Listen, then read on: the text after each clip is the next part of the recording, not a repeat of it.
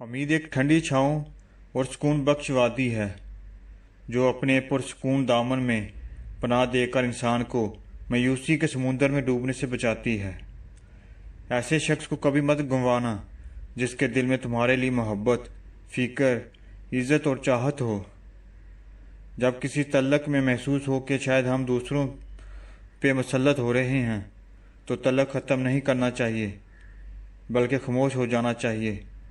پھر اگر کوئی تمہاری اس خاموشی سے الجھن کا شکار ہو تو سمجھ جاؤ کہ اس کے ساتھ تعلق بہت مضبوط ہے، اور اگر وہ اس تعلق کو نبھانے میں کوتاہی کرتا ہے تو ضرور کوئی وجہ ہوگی۔